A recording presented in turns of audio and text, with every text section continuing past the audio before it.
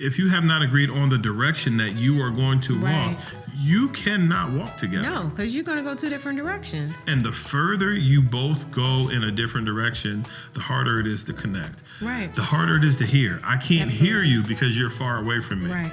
The harder it is for intimacy. The harder it is for you to connect to your spouse if you don't agree and you start to walk in two different directions. Right.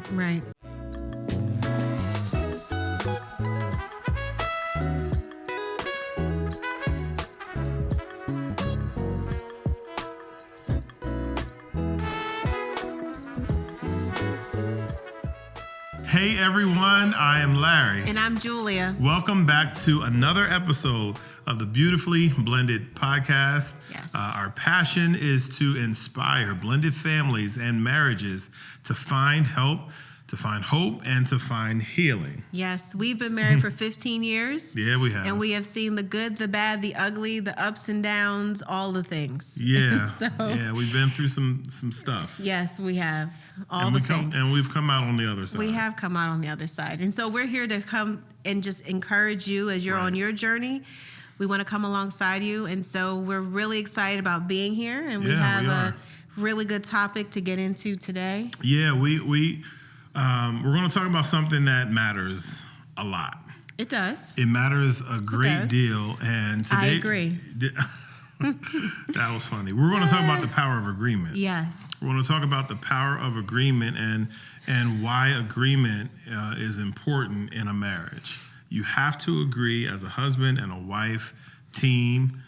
You have to agree if you want to blend your family well.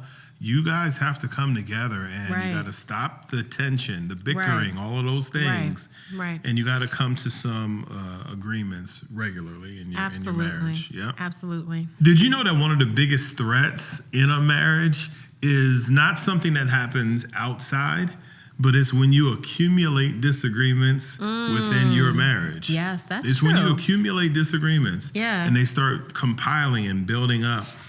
That's really what we're going to talk about in today's episode, how to find agreement in areas where you may feel like you want to disagree or there is no agreement. Right. How do you find agreement? How do you keep that in your home? Right. So I was trying to think of a story of a time when we did not agree. We got stories. We do. You just told the people we got stories. We got stories. We do. All right. So one of the areas that it is unresolved yet. Why are you trying to polish it? So we moved into a new house. Built a house, and you are very, very anxious to get not just one, but multiple accent walls in this house. We need accent walls. If you think we should get accent walls, drop it in the comments. You're going to have a vote, tallying up the votes. Yes. But my concern is let's just be in this space for a while. Yeah. We don't have to jump into that. One of the things that I said as we were moving into the house was I want to feel the space, not fill the space. I heard that so many times. Oh my gosh. And so now when we're at the store, you're like, I know you want to feel the space, not fill the space. But that's because we came from a smaller home. This home has a little bit more space. Mm-hmm. We have more people living in our house, which is why we have more space. Right. And so I don't want to feel like we have just lost space by having things all over the place. Mm-hmm. I want to kind of feel the space. And so that is an area where there is a different vision for how we're going to live in this space. I tell her every day about accent walls that I want to have in the send house. Me pictures. I send her pictures. You send me videos and reels. I don't even like Pinterest. No offense, Pinterest. But it's not that I don't like it. I'm not on Pinterest, right? You're not. But I'll go on there to find accent walls and then send them to me. Or on Instagram, I'll be like, oh, isn't this nice? I'm trying to entice her. Like, right. Ooh, look I'm at this accent wall. Thumbs up. Which is the worst response you could give your husband. Or I'm saying, that's up. nice. You give me hearts. I'll give you hearts. But the point is that we have not settled that yet. Oh, boy. So that is an area of disagreement. Right. But we have other areas where we did agree. Sure. And I want to bring up an area we did agree. Okay. So an area that other people may find disagreeable could be things like educating your children. Yeah. What school should they go to? If your kids are older, what college they should go to? Should they go to a technical school? And we have had to navigate that. You know, as a blended family, there are dynamics because there are always people outside the home, the other co-parenting parents. That's right. But I can say that we have always been in agreement when it came to that part of it. But that is an area where some people may be at odds. Yeah. And other areas, other decisions like that pertaining to the kids where they may be at odds. You bring up a good point about blended families because there are a lot of decisions that have to be made where there is an authority outside the home. And as a blended family, many times you're not the only authority. There's an authority outside the home. It's the baby mama or the baby daddy. You know, the grandmother or, you know, on the mom's side or the grandmother on the dad's side or the grandfather or whatever. So there are other people who have authority outside of the home, and it makes it more challenging when you have to come to an agreement because you may have to come to a compromise. Excuse me. You may have to come to a compromise that you didn't plan on coming to, but that's the best thing for all parties that are involved. Absolutely. You have to, sometimes you cannot get your way. You got to choose what is the best solution for all interested parties. And if I can determine what the best solution based on the information that I have in front of me, then you can learn to agree more often than not because you're learning the skill set of compromise and saying, you know what, I'm not going to die on this hill. This is important, but it's not that important. Let's go ahead and make a decision, and I'll meet you where you are. And a lot of couples, you know, you gotta find a way to do that, even when you don't want to do that. Right. I mean, this is huge. Yeah. This is really huge, and it's really huge. To your point, again, just talking about the other parents outside the home or other interested parties outside the home, you want to make sure you two are on the same page. There are always going to be things that are going to come up to divide you, but you want to make sure that you are actually on the same page. You may not prefer, to your point, you may not prefer the decision, but because the ultimate decision does not rest usually in a blended family just with you two, you have to find a way to navigate that. And you don't want to have this resentment, this grudge that takes root because you really need that unity. Your marriage is going to thrive when there is unity. But if disagreements and frustration and disappointment take root, it will tear down what God is building in your marriage and in your family. And so you want to be mindful of that because, again, there are some decisions that you can't fully own them. So you got to learn how to, okay, this is what we will agree to, and let's be on the same page. Even if you don't like it, to your point, you don't prefer it, but you have to be on the same page. Let me tell you something. Agreement takes maturity. Listen.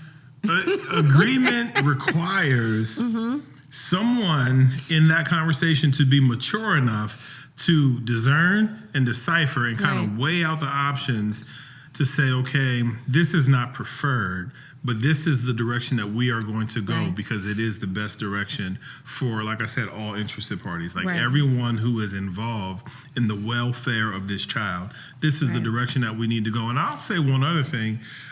Agreeing in a marriage matters, but the power of agreement needs to extend to people outside of the home who you are co-parenting with.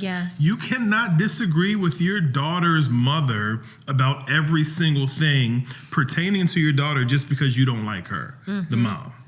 And you can't disagree with your son's father just because you don't like him and you want to get back at him and you're just like, he ain't gonna tell me what to do, and you're trying to get him back for hurting your feelings. You get what I'm saying? So you start to disagree with things that actually make sense and that are actually in the child's best interest because you want to pay somebody back. Because you're being petty. There you go. So to your point, another thing that you're saying, what I think about and what I think is necessary for us to communicate to those who are listening and watching, is that when we're talking about agreement versus disagreement, we are not talking about uniformity. Right. We're talking about unity. Yeah. You cannot become the same person. Right. Even the process of becoming one does not mean that you are indistinguishable from each other. Right. It means that you are still two people, but now there is unity here. Yep. And now whatever you're strong in, you're able to build and bring, and whatever you're strong in, you're able to build and bring. But it doesn't mean that you lose your sense of who you are and your identity. Right. And so we're not talking about you have no opinion. Right. We are not talking about you do not have a voice. You are not an individual. No, you are still fully an individual, but we're talking about agreement. Right.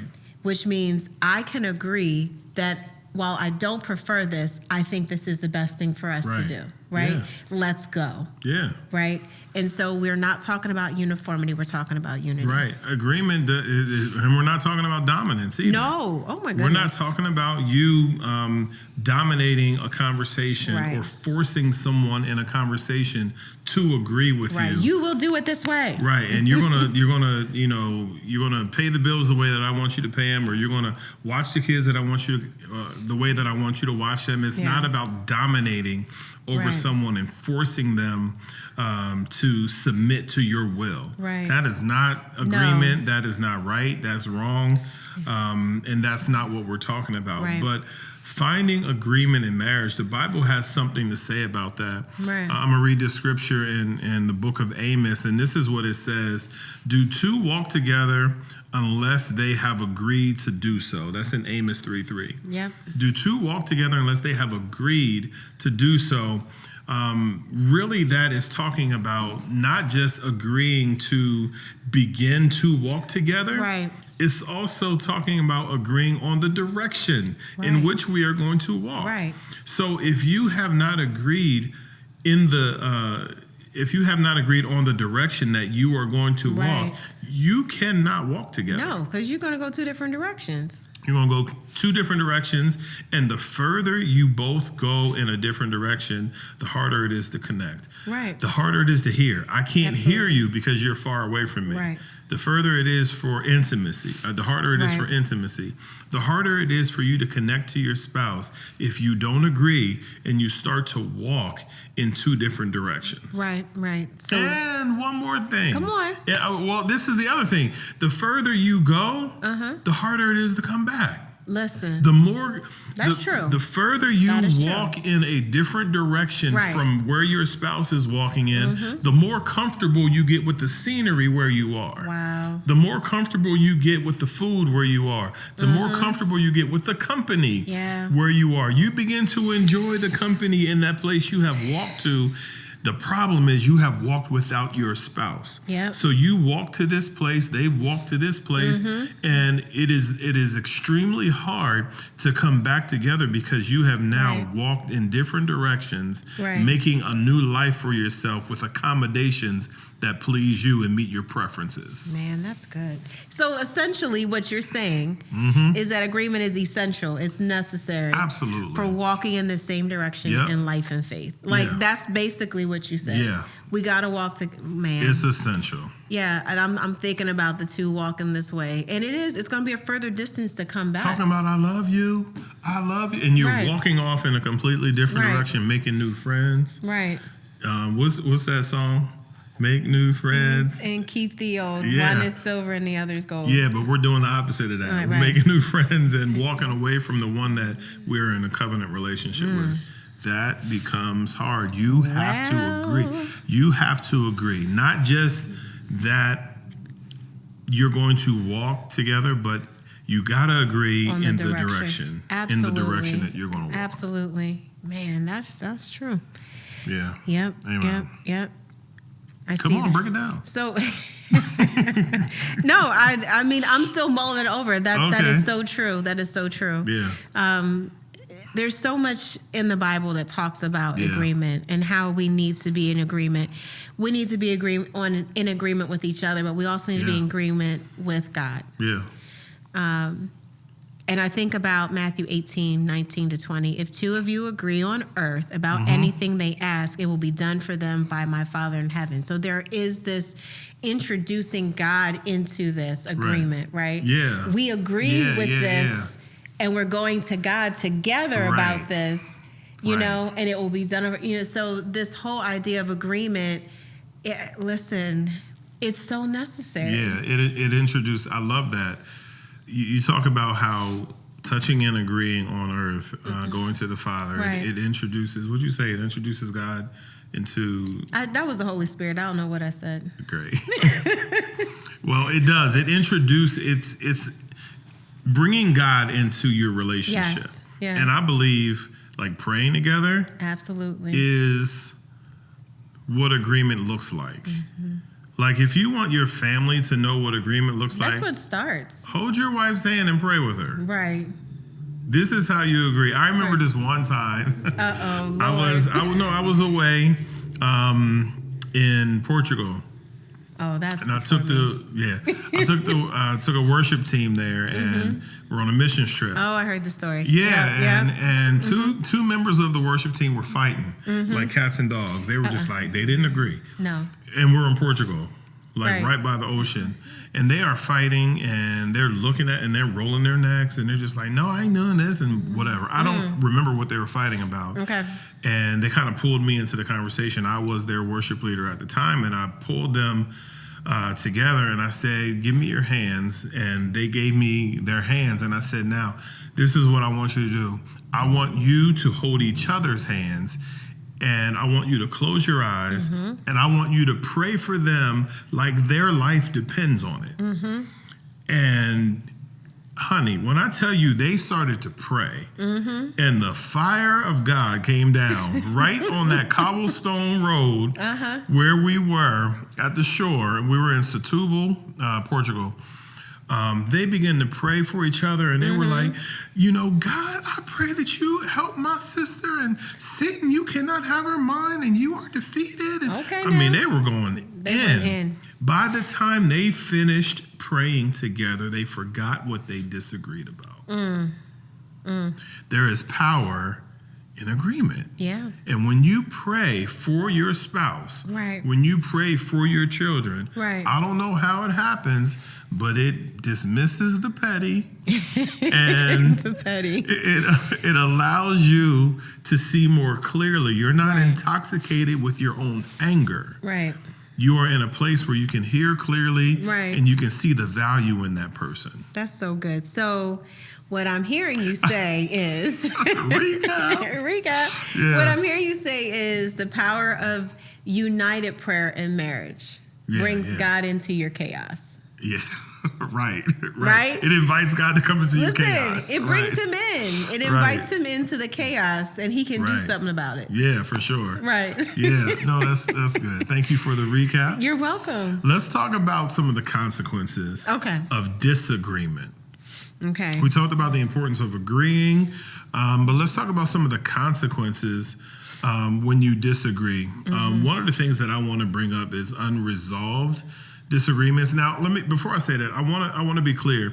We are not talking about the fact that you won't have disagreements in your family. Right. No, we're not saying that. Yeah. You're going to disagree on where to go to get ice cream, or you're going to disagree on, you know, whose car you're going to drive to church, or you get what I'm saying? Like, you'll disagree on little things here and there. Right. We're not talking about disagreeing on something. We're talking about the accumulation of disagreements that happen in a marriage, where they start to accumulate to the point where you become disagreeable.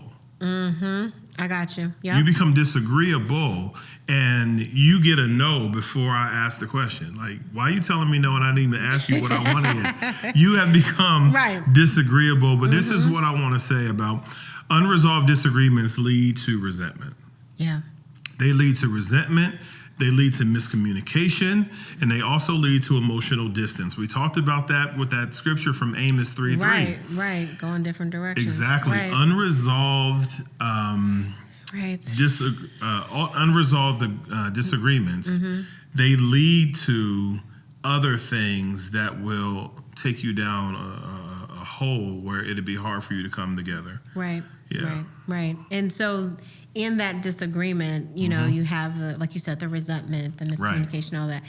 That is division.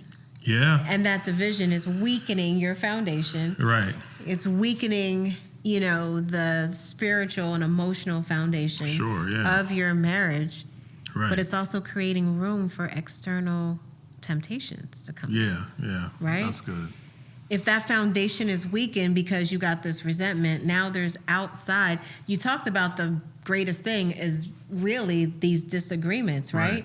So these internal things, but as you have that foundation weakened, now you're leaving room for outside temptations to come in and cause more chaos to your existing chaos. And I don't think that point should be overlooked. When you disagree with your spouse, you open the door for you to agree with someone outside of your marriage. Yes. You open the door, like when you and your spouse are having constant disagreements, you don't agree on finances, or you don't agree on, you know, things with the children or whatever. You are creating this practice and this rhythm of we don't get along, we disagree, we don't get along, and it's this tension. And to the point that you made, that does open a door for temptation outside of your home to come into your home, into your relationship, and say, well, if you don't agree with him, why don't you, well, we can agree on something. We can agree to do something. Infidelity is born in a relationship that is bent on disagreements. That's not the only reason it happens. No, but that's that one of the reasons that it happens, where there is this tension, there is anger and gambling, and you know, some of the vices that we gravitate toward start where it is an unhappy home, and that home is filled with disagreements, and because there's so much tension. Here, I got to go out there to get peace. Peace. You know, there's another way that external, you know, temptations can come in. So I'm thinking about how when you're having certain conversations with people who are outside of your marriage, you may invite this input from other people. You know, someone said something to me, this was a couple months ago, and we were having a conversation, and I said, well, I don't even remember what the situation was. They were like, men, they just don't listen to you. And I was like, don't bring your foolishness into my marriage. I didn't say my husband didn't listen to me. Well, wait a minute. Yo, people don't hesitate to try to get more people on their team. Out. Don't you bring that into my marriage. I didn't say he didn't agree with me. But you so quick to, you know, and so you have to be mindful of that. You do. Right? Yeah. And I had to check and say, okay, did I in some way say something? And I was like, no, but no. That's not coming in here. But you will have those people who will try to insert themselves, and they will girlfriend you. They will girlfriend you out the door. Or, bro, don't do that. I'm telling you, they will do that, and they'll get you all over here in some old foolishness. If they start a sentence with, well, if I was you, run. It's a wrap. They are trying to suck you in to something that you didn't talk about in your vows. Like, these are our vows. Our vows. Don't try to suck me into that craziness. No. A divided marriage is a vulnerable marriage. Oof. That's true. Like, sit with that for a minute. Y'all sit with that for a second. A divided marriage is a vulnerable marriage. A marriage that is constantly divided and nitpicky and holds grudges and doesn't forgive and is easily offended and doesn't want to let stuff go. That marriage is a divided marriage, and it is also a marriage that is susceptible to vulnerability, is temptations, all of the things that we talked about. Right. Wow, that is so true. That is so true.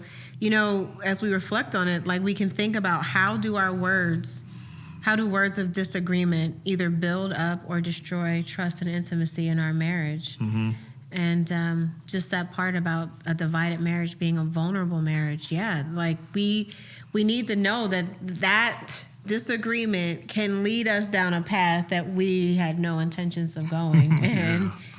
it It's can true. affect our intimacy. And people can wonder, why does it seem like my marriage is under attack? Why does it seem like my family is under attack? One of the things that you have to consider is, well, are there divisions? Yeah. Are there disagreements? Are there unresolved disagreements? Are there things that we just swept under the rug, stopped talking about, never brought it up again, but we think because we don't talk about it anymore that it's resolved? Right. It's not resolved. No. It's not resolved just because you don't talk about it. Right. Like, you have to talk about it and go through a process It gets worse. of resolution. It does get worse. You have to deal with it. Right. So, yeah, again, a divided marriage is a vulnerable marriage. Right. Well, now I think it's time for us to get real practical. Okay. Right? Let's get practical as far as steps to cultivate agreement in our marriage. And I think the first one, and I think we've kind of alluded to this over and over again, is we need to prioritize communication. Yeah. And we've talked about it before, that communication isn't something that we learn how to do when we're in elementary school. Right. When we're children, we learn how to talk, but we don't learn how to communicate, right? We kind of fumble and stumble through life communicating all kinds of wrong ways. And half the times we don't know what we're saying. Like, you're watching a TV show and you repeat. How many times did our son say words that he'd be like, well, mommy, why am I so sophisticated? And then he would say, what does sophisticated mean? I know. So many times he did that. And it's like, okay, buddy. It's so funny. All right. So we got to learn how to communicate. Yeah. We got to prioritize communication. Yeah.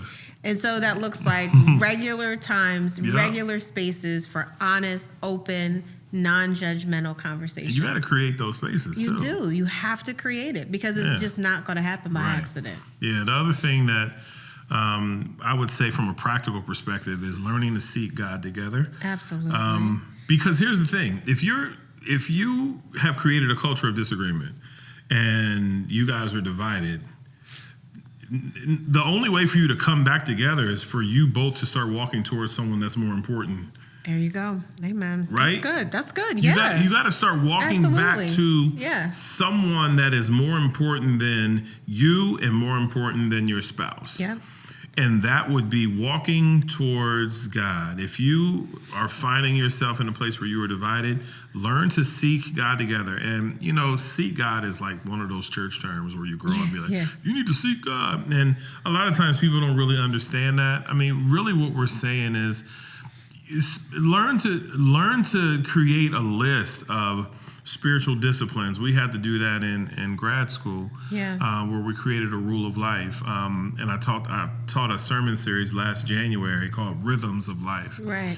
Find spiritual disciplines that you and your spouse can implement into your marriage. A spiritual discipline is prayer. It is reading the scriptures. Right. Fasting. It's fasting. Yep. Like, create a list of 5 spiritual disciplines, put them on a piece of paper, agree that when you guys are in a state of turmoil, you will come back to those disciplines and begin to implement them into your lives, which causes you to seek God together. Right.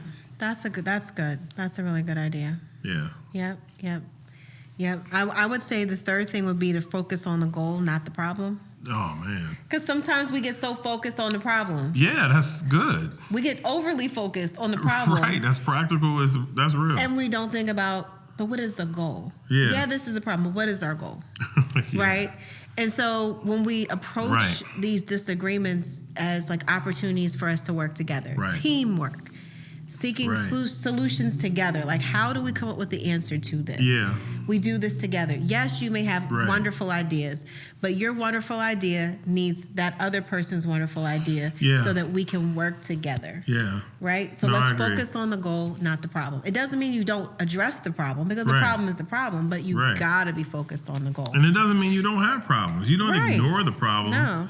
You focus on the goal. That's really good. That's very practical.